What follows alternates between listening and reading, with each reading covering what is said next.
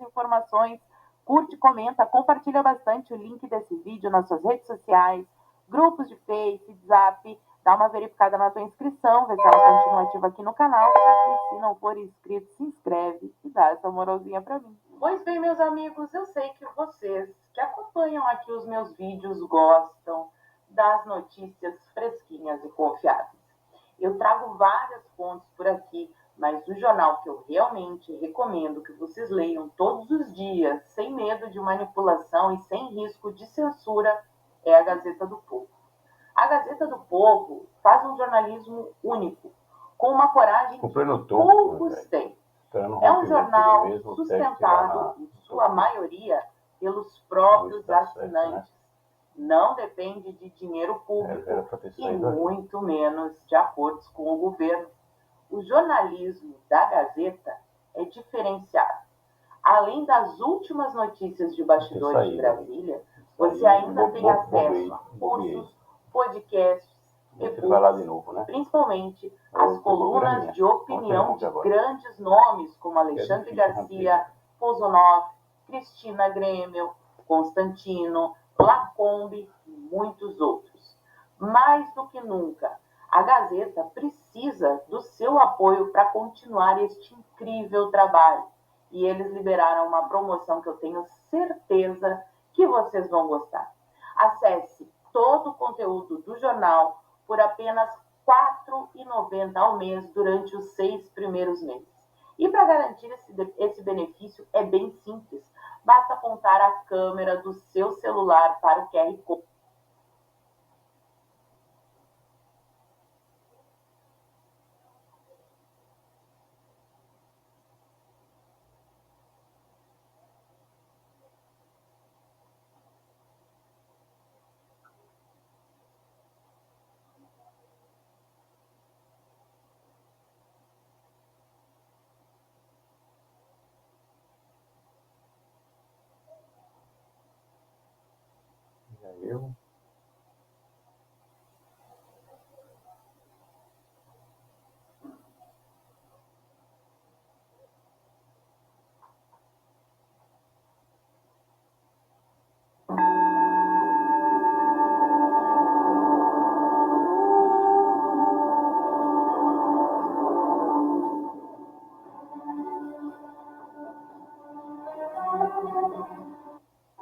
E eles liberaram uma promoção que eu tenho certeza que vocês vão gostar. Acesse todo o conteúdo do jornal por apenas R$ 4,90 ao mês durante os 6 primeiros meses. E para garantir esse benefício é bem simples. Basta apontar a câmera do seu celular para o QR Code que está aparecendo aí na sua tela ou acessar o link gazetadopovo.com.br/Paula Marisa. Menos de R$ 5 para ter acesso ilimitado à Gazeta é um valor simbólico diante de tudo que o jornal oferece. Eles trabalham duro para levar a informação certa até você e o seu apoio faz toda a diferença. Gazetadopovo.com.br com este post sensacional de Jorge Seife, que ó, agora eu bato palmas, porque essa aqui foi muito boa. Aliás, como é que ninguém pensou nisso antes? Bom, enfim. Ele divulgou aqui documentos, ó, uma grande descoberta histórica legislativa. Eles descobriram que quando foi feita a Constituição de 88, eles fizeram questão de deixar muito claro que sim, os crimes contra o Estado democrático de direito podem ser anistiados. E aí ele faz a questão, mas está aqui, ó, o destaque que ele está falando é o destaque 2184 e fala o seguinte: eles requerem nos termos do artigo 7º da resolução que seja retirada da emenda a expressão insuscetível do benefício da anistia aos crimes, né? Passa-se o destaque 2049, número 655, o autor da Constituinte, a redação será a seguinte: constitui crime inafiançável e imprescritível. E aí eles pedem para retirar essa referência de insuscetível do benefício da anistia à ação ação de grupos armados civis militares contra a ordem constitucional e o Estado democrático, ou seja, eles garantiram na Constituição que é possível anistiar esses crimes, embora, né, a gente saiba aqui que cano de PVC não é arma, que algodão doce não é vendido em meio a golpe, mas, enfim, ainda que eles estivessem armados com tanques e blá, blá, blá, está garantido aqui o documento histórico, parabéns, e foi um assessor do PP, o assessor Luiz Freire, parabéns por esse trabalho, porque agora está muito claro, né, nas notas taquigráficas, nos documentos, que esse negócio de dizer que a anistia para o 8 de janeiro é inconstitucional é golpe. Isso sim é um golpe. Mas vamos aqui à emoção que tomou conta dos nossos queridos magnânimos. O Barroso, está aqui a Folha de São Paulo dando a notícia, se despede da presidência do STF, diz que o tribunal preservou a democracia. Isso emociona. Gilmar prestou homenagem na última sessão do colega e se emociona ao falar de Moraes. Gente, esse é um momento muito tocante e é óbvio que eu tenho o vídeo.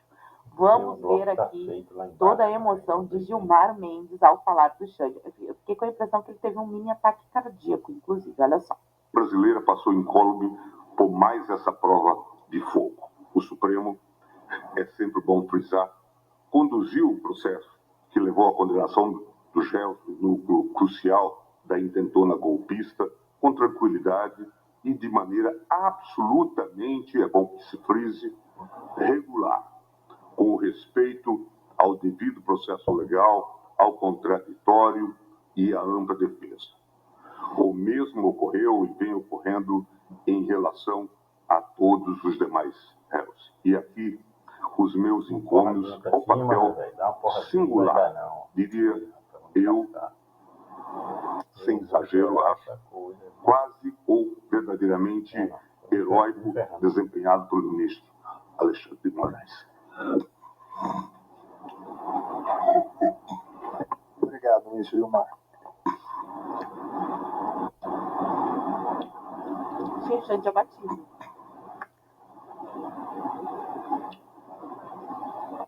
Gilmar ficou emocionado, teve um mini ataque cardíaco e o Xande tá um pouco melancólico, né, gente? Olha só, vamos achar a carinha dele aqui. Eu achei ele meio abatido, ó, triste, abatido. Tô preocupada, muita emoção lá no STF. Será que é por causa disso aqui, ó? O site do Barça de Moraes caiu, gente, porque o Cloudflare não pode mais prestar serviço para quem é sancionado pela Magnitsky. O site do escritório da Vivi já era. Que tristeza. Dani Lima, nossa querida Paquita do Satanás, traz a notícia aqui, ó. STF Luz elogia Lula e retoma debate interno sobre penas a golpistas. Então, parece que os magnânicos estão assim tão confortáveis, como eles dizem, né? Se eles estão vendo uma luz, a coisa estava meio feia pro lado deles. E aí, claro, nossa heroína falou com um dos ministros. Aí vocês deixam aí o palpite de vocês, Flávio Dino, quem vocês acham que ela falou, e aqui ela traz a citação direta, abre aspas, para o ministro, que é a fonte da Dani. Finalmente uma luz, um respiro. Combinou com aquele, né, aquela cena, ele faltou ar, tomou água, agora um respiro, que bonitinho. O simbolismo do discurso, a imagem. Acho que é preciso dizer que o presidente Lula teve um papel importante nisso e a população também. A semana vai se encaminhando para o final melhor do que começou. Que lindinho, né? Realmente o Trump convidou o Lula para conversar. Mas o Lula regou. Essa parte eles fingem que eles não entenderam, mas vamos adiante. Porque a mídia está descontrolada. Totalmente descontrolada. Foi a trilha sonora do dia de ontem. Vocês vão ver as sequências. Aqui, ó, CNN. PL tenta segurar articulações de Eduardo Bolsonaro nos Estados Unidos. Aliado do deputado, no entanto, diz que o efeito será contrário e promete aumentar a pressão. Aqui eles contam que, segundo a apuração da CNN, a previsão é que nos próximos dias, aliados do ex-presidente Bolsonaro se encontrem pessoalmente com Eduardo, que está nos Estados Unidos, para tentar conter as ofensivas Será que é isso mesmo? E aí tem os recadinhos aqui do Paulo Figueiredo. Ele diz o seguinte: quem quiser, venha conosco. Quem não quiser, pode tomar o rumo que achar necessário. A pressão vai aumentar. Os ministros ainda não sentiram a extensão dos efeitos das sanções. Virão mais nomes, outras medidas, outros países. A gente não deve lealdade ou obediência a ninguém. E ele ainda diz o seguinte: não chegou esse recado que o Bolsonaro estava mandando Eduardo parar, calar a boca, ficar quieto, se enfiar abaixo da cama, né? Então, Paulo Figueiredo disse que não chegou esse recado, mas também não estamos muito preocupados com o contentamento ou descontentamento do Bolsonaro. A opinião dele sobre estratégia é tão relevante quanto a minha opinião sobre física quântica. É até pior, se ele soubesse algo de estratégia, não estaria onde está. E isso está deixando a galera do Centrão totalmente desesperada, porque eles sabem que se o Bolsonaro estiver na urna, ou o Eduardo Bolsonaro estiver com o nomezinho na urna, eles não vão conseguir eleger o candidato Centrão. Tanto que até o Tarcísio já deu pé, eu vou mostrar para vocês até o fim do vídeo, mas vamos adiante aqui. Olha só como o trabalho do Eduardo vem dando resultado, além do choro, que nós vimos aí, o Barroso no Roda Viva, o Gilmar Mendes, agora o Xande está com o semblante mais abatido, a gente vê matérias como essas aqui. Saúde de Bolsonaro vira assunto no STF e torna a papuda improvável. A saúde de Bolsonaro virou assunto entre os ministros do STF, que avaliam o melhor local para cumprimento da pena. Até antes da sanção da Vivi Barsi, eles estavam dizendo que se viesse mais sanção num dia, no outro, Bolsonaro ia para a papuda. Que o Bolsonaro ia para a papuda, que não tinha o que fazer, que o Eduardo tinha extrapolado. Aliás, esse papo de mandar o Bolsonaro para a papuda vem de muito tempo. Todo mundo sabe que o Alexandre de Moraes sonha, os petistas sonham com esse momento. Tanto que eles estão até articulando um negócio aqui que parece piada, mas eles estão fazendo, ó. Agora, o consenso é que a manutenção da prisão domiciliar é a alternativa mais apropriada, isso para os ministros do STF, pela necessidade de cuidados médicos e para facilitar o deslocamento de Bolsonaro em caso de eventual emergência, que nem deveria estar preso, né? Porque estava lá nos Estados Unidos, golpe do algodão doce, mas enfim. Aí, olha, integrantes da corte ainda lamentam o óbito de um detento que morreu em janeiro. O Cleisão, agora eles estão até lamentando o que aconteceu com o Cleisão. Nossa, mas mudou a postura, né? Mudou. A dúvida hoje é se Bolsonaro ficará direto na prisão domiciliar ou se, presta atenção nisso daqui, antes será enviado para uma cela especial fora de casa. No caso da segunda opção, a corte, no alto de toda a sua bondade, acolherá com agilidade um pedido da defesa para restabelecer a condição anterior. Resumindo, eles querem colocar o Bolsonaro pelo menos um dia na prisão, que já não é mais a papuda, pelo que está rolando aqui, mas sei lá, na sede da Polícia Federal, para eles terem a foto, o vídeo do Bolsonaro indo para a prisão, do Bolsonaro sendo preso, aí fica só um pouquinho, dorme só uma noite, depois é solto. Olha o tipo de psicopatia que um acordo desse requer. Mas vamos continuar aqui. Outra, olha, quanto tempo vocês não veem uma notícia assim? Moraes revoga bloqueio de redes sociais de Carla Zambelli. Não que a situação da Carla esteja boa, ela está presa injustamente lá na Itália. Mas isso, todos esses recuos aí, discutindo a saúde do Bolsonaro, vamos deixar ele em prisão domiciliar, vamos liberar as redes da Carla Zambelli. Aliás, Paulo Figueiredo, Alan dos Santos e Eduardo Bolsonaro nem sequer tiveram as suas redes sociais derrubadas. O que seria impensável isso em 2022, 2023. Né? Então, ninguém pode negar que há, sim, uma mudança de postura, embora eles ainda estejam muito resistentes. Outra, Bolsonaro vai ser beneficiado, diz o relator do PL da anistia. Toda vez que alguém falava sobre Bolsonaro e anistia na mesma frase, dava 3 minutos, todos os ministros davam declarações através de diversos porta-vozes falando que a anistia era inconstitucional e que o Bolsonaro, que os chefes do golpe. Paulinho da Força agora está debatendo isso. Não que eu concorde com redução de pena, já falei várias vezes, mas só para vocês verem a mudança na postura. Antes era Bolsonaro na papuda, regime fechado, 27 anos. Agora já é prisão domiciliar, ele vai ser beneficiado noticiado, talvez 1 ano e 7 meses. Na verdade, o que eles estão tentando fazer é deixar o Bolsonaro preso e alguma redução de penas para o resto do pessoal, para que o Bolsonaro perca apoio. Essa é a jogadinha do Centrão, pelo menos é essa. Mais matérias. Bela Megali, as vozes da cabeça dela. Não, alguém do Centrão falou para Bela Megali e ela publicou.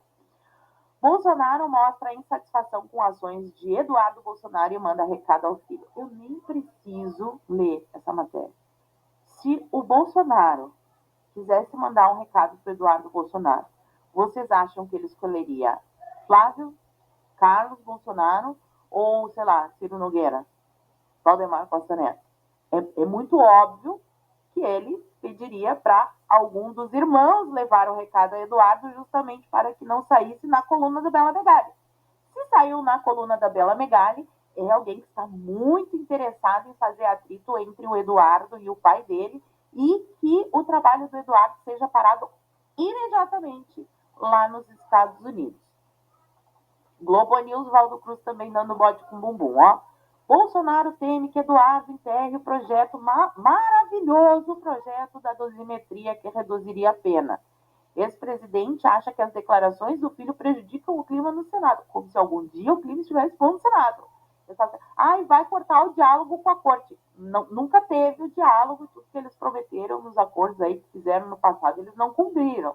Aí o Eduardo vem aqui e responde na lata, ó. Qual a parte ainda que não me fiz entender? Dosimetria não é anistia, logo não pacificará o Brasil. Sei que tiranos pensam apenas em si próprios, em seu poder. Portanto, é aí que seguiremos trabalhando em cima até entenderem que queremos apenas um Congresso livre. Raquel Landim dando seu botezinho com bumbum também, sem respaldo do Trump. Bolsonaro entra em desespero e culpa Eduardo. O sem respaldo do Trump, que eles acham que, né? Não sei que o Trump vai respaldar o Bolsonaro ou não. O Trump está defendendo o interesse do povo americano, já expliquei diversas vezes. Só que em algum momento esses interesses convergem, principalmente porque o Foro de São Paulo é o principal fornecedor das drogas que o Trump não quer mais quentes nos Estados Unidos, mas enfim, já falei várias vezes. O sem respaldo é porque o Trump não falou o nome do Bolsonaro no discurso da ONU. Pelo amor de Deus, né, gente? Pelo amor de Deus, pelo amor de Deus. Mônica Bregamo. Bolsonaro pede que Eduardo feche a boca para não prejudicá-lo, mas filho intensifica ataques. Qual é o ataque? Está falando na internet.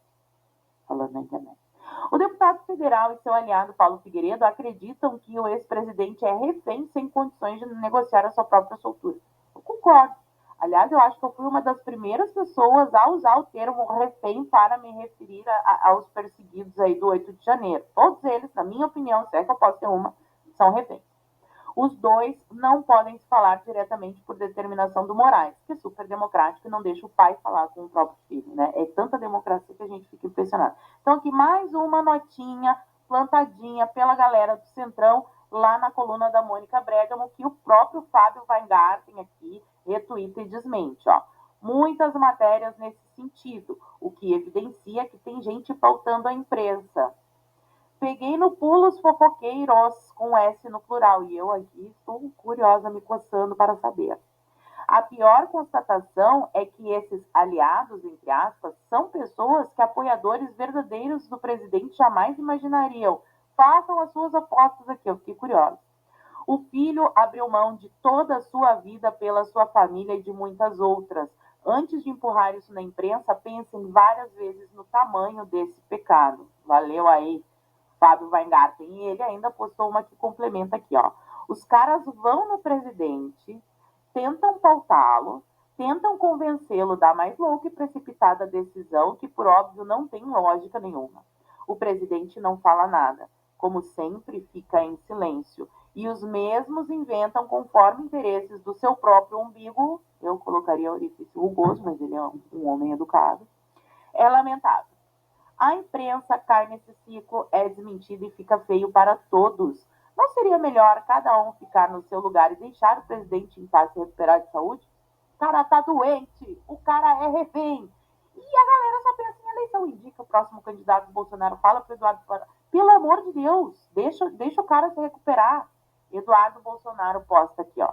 Sério mesmo que há quem pense que eu só consigo fazer o que estou fazendo porque tenho o título de deputado? Recadinho direto aí pra galera que tá lutando pela cassação dele, né?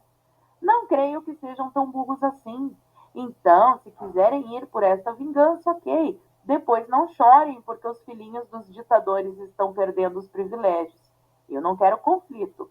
Quero que desçam de seus Olimpos e deixem as instituições funcionarem normalmente, harmonia entre poderes. No mais, não perguntem a mim. Coloquem-se no lugar de Trump e pensem como o presidente dos Estados Unidos reagiria aos cenários hipotéticos que vocês apresentam. Paulo Figueiredo. O desespero agora parece ser que Eduardo Bolsonaro tomou uma enquadrada e que está atrapalhando e isolado. Sim, foi isso que eles noticiaram o dia inteiro, Paulo. Não sei o quanto wishful think e o quanto é só mentira mesmo, mas em breve vocês verão se haverá qualquer recuo da nossa parte e chegarão às conclusões. Estão prometendo... E aí saiu fotinho aqui, né? Sóstenes, Paulo, de bermuda. Correr atrás do prejuízo agora, tirar o estoque. Sorrisão ali, o Eduardo Sério. Já estão lá. E parece que eles foram tratar sobre a manobra que a galera do PL está preparando aí para botar finalmente a anistia em jogo, porque não desistiu. Mas antes, vamos aqui para o outro lado que o Centrão está tentando fazer. Enquanto eles pedem, pelo amor de Deus, Eduardo, pare de fazer a única coisa que está dando resultado até agora na luta contra a ditadura judicial, eles também estão dizendo que Tarcísio é o candidato, Bolsonaro, Tarcísio aprovou o Tarcísio é bom, Tarcísio é o melhor. Até agora, o Tarcísio estava quietinho. Então, eu, pelo menos, se aqui o livro pensar, acredito que o Tarcísio tinha conhecimento e estava até que gostando da ideia. Mas parece que a coisa mudou, Olha só, Mandresa Matai. Bolsonaro fecha apoio a Tarcísio para a eleição presidencial. Interessante. Viram isso onde? Na bola de cristal? Né? Ele está incomunicado. O acordo foi fechado com líderes do União e do PP.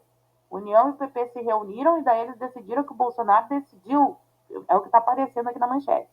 A única dúvida é quando o anúncio será feito. Seus problemas acabaram. Ela não precisa ter mais dúvida, dona Andresa.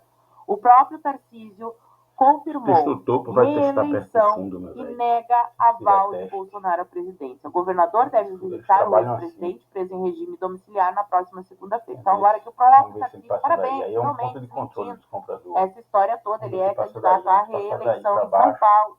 E isso foi mais uma notinha plantada pelo Centrão. Daí, depois disso, o Centrão, Bubuzinho nervoso, já achou um candidato maravilhoso. Claro, aqui, ó. Centrão já articula a candidatura de Ratinho como alternativa a Tarcísio de Freitas. Se o Tarcísio de Freitas já não tinha chance, o Ratinho, eu não vou nem comentar, né? Eles combinam os negócios na cabeça deles e eles acham que vai ser. Eles fizeram isso com o Alckmin, não deu certo, né? Tentaram o Sérgio Moro, lembram? Que vergonha. Aí trocou de partido, deixou o partido na mão. O Dória, eles vêm com esses nomes aí, só que isso não vai dar, não é isso que o povo quer. Vocês estão totalmente desintonizados. Aliados, super aliados, vou falar um troço desse, né? Avaliam que Bolsonaro toparia a redução de penas com garantia de prisão domiciliar. A possibilidade é admitida sob reserva, apesar da orientação de brigar no Congresso até o último momento. Olha que sem vergonhice essa notinha plantada. Esse presidente está fragilizado, é óbvio, né? E não aguentaria prisão em regime fechado, dizem interlocutores. Um bando de urubu que está torcendo para que o Bolsonaro se dê cada vez mais mal, porque todo mundo sabe que terrorista não cumpre acordo, né? Terrorista não cumpre acordo, não adianta fazer acordo com os caras. Eu achei que o Centrão tinha aprendido, mas não vai aprender nunca. E aí tá aqui, ó, o próprio Bolsonaro. Bolsonaro veta a negociação por redução de pena.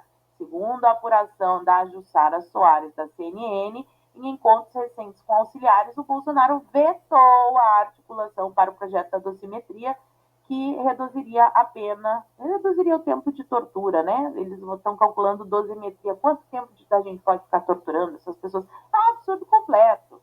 E eu acho que o Bolsonaro já entendeu, assim, que eles vão dizer, ai, não, vamos fechar este acordo aqui, você vai ficar em prisão domiciliar. No momento que o acordo fechar, e daí, obviamente, para a pressão dos Estados Unidos, o Bolsonaro vai para a papuda no outro dia. Essa gente não tem palavra, não dá para acreditar neles. É anistia ampla, geral e restrita ou não vai ter pacificação. Infelizmente, eles que causaram isso, né? Vamos lá, a manobra que eu falei para vocês, que o Sóstenes foi lá aos Estados Unidos conversar com o Paulo e com o Eduardo, que eu achei ótima. Relator da anistia avisa que o PL tentará uma manobra por anistia ampla em vez de dosimetria.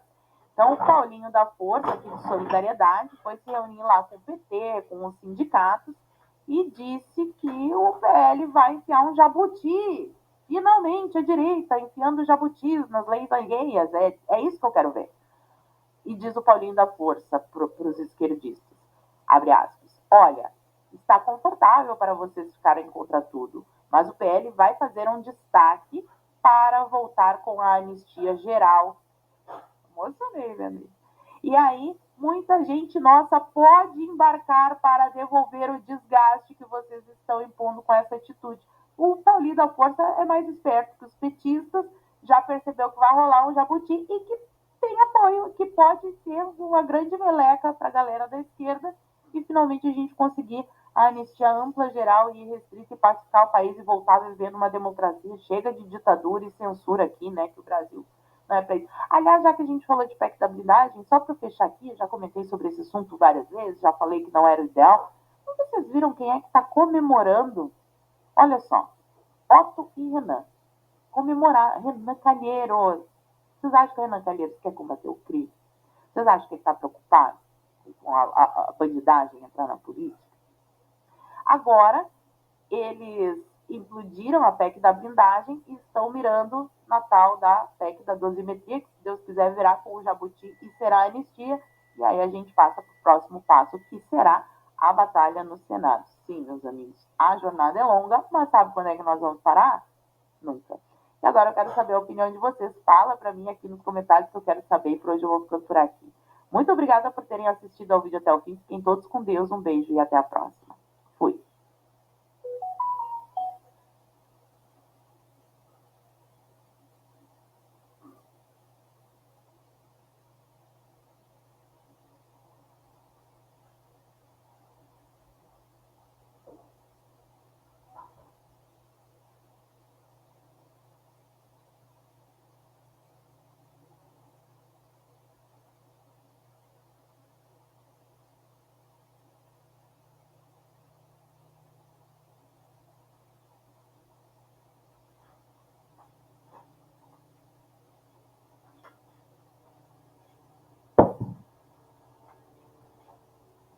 Sofrendo à toa aí, ó. Era pra ter saído ali, zerava a perca, virava a mão. Sabendo que ali era ponto de controle, o cara vacilou, meu velho. Vacilo total aí, ó. Assim que o cara quebra a conta. Hoje eu vou colocar mais um aí. Vou fazer um preço médio, né? Um preço médio. Médio. Vamos ver se ele passa daí, né?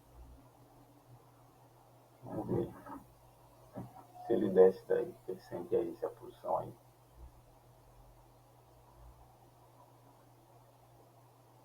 Eu vou ser estopado de novo.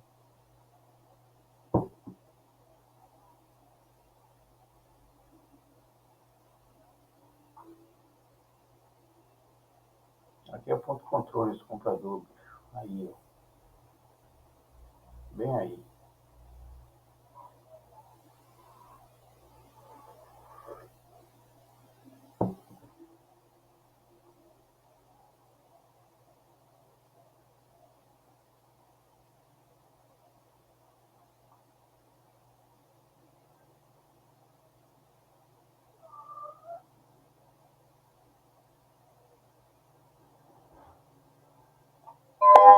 Ó, estopado, ó. Perca gigantesca, meu velho. Ou seja, reestopado de novo. Que ferreio. Vamos se recupero, né? Agora aqui é lutar para zerar a perca. Para zerar a perca, meu velho. Não é negócio aqui de muito lucro, não. Só se der uma porrada gigantesca para cima, aí beleza. Mas aqui é... Vamos ver se eu zero a perca, né? Aqui eu estou lutando para zerar a perca, né? Preço médio acionado, muita besteira feita. Vamos ver aí se ele vai lá em cima. O profit parece que tá meio lento, essa impressão minha. Vamos ver aí, né? No que vai dar. Por exemplo, 147 mil bater lá, né? Se bater lá eu tô feito, meu velho. Eu recupero da perca.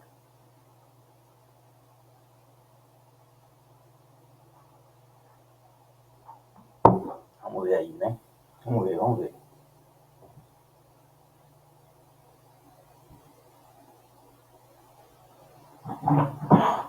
Isso.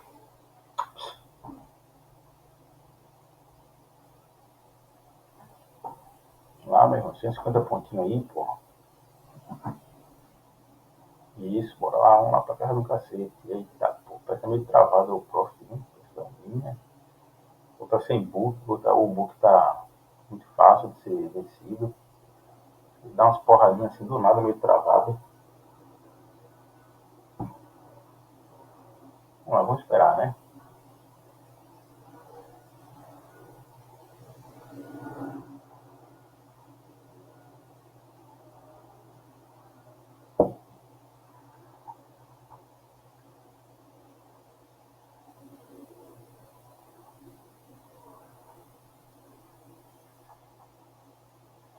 Você largaria tudo para viver de games?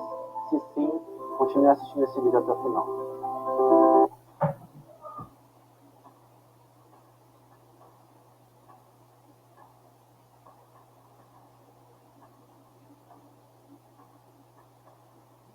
Um levantamento econômico de 2023 mostrou que os 10 países mais pobres do mundo são todos africanos.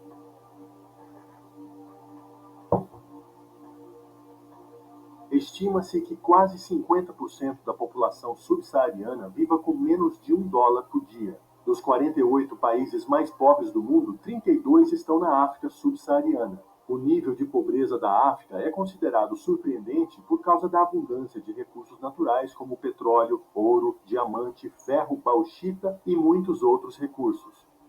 Normalmente, aprendemos que a causa dessa pobreza são os efeitos da colonização, da escravidão e do imperialismo.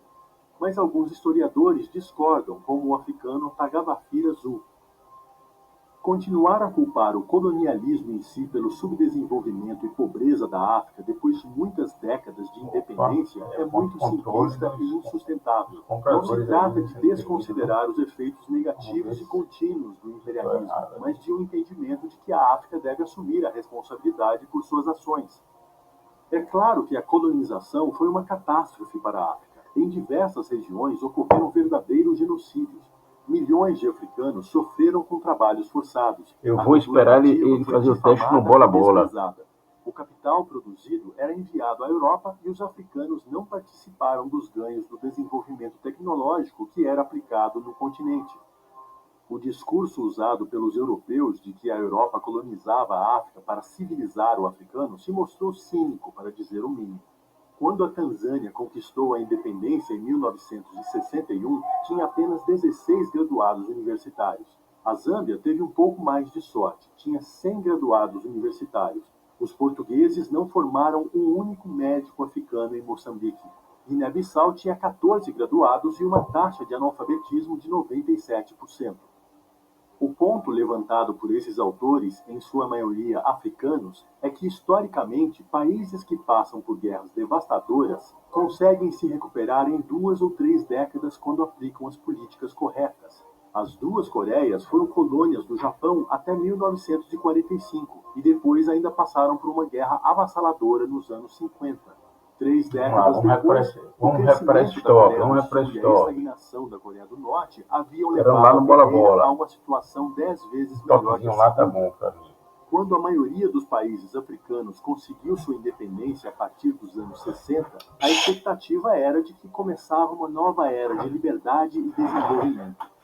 A independência e a liberdade não trouxeram a prosperidade prometida pelos líderes nacionalistas. Em vez disso, os níveis de pobreza aumentaram drasticamente no período pós-colonial. No início da década de 1990, eles estavam em situação econômica pior do que na época da independência.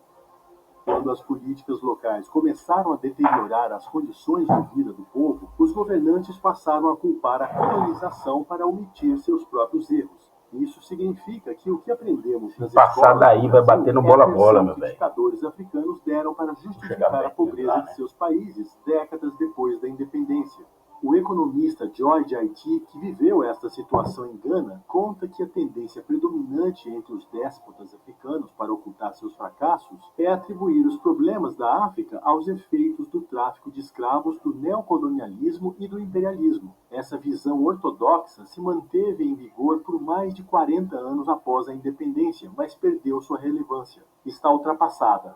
O que ninguém vai contar a você é que muitos países empobrecidos, arrasados pela colonização ou por guerras, como o Japão, Taiwan, Coreia do Sul e Singapura, acreditaram no livre mercado, enquanto a África escolheu o caminho errado após a independência. Com o fim do período colonial, quase todos os países africanos adotaram alguma forma de socialismo.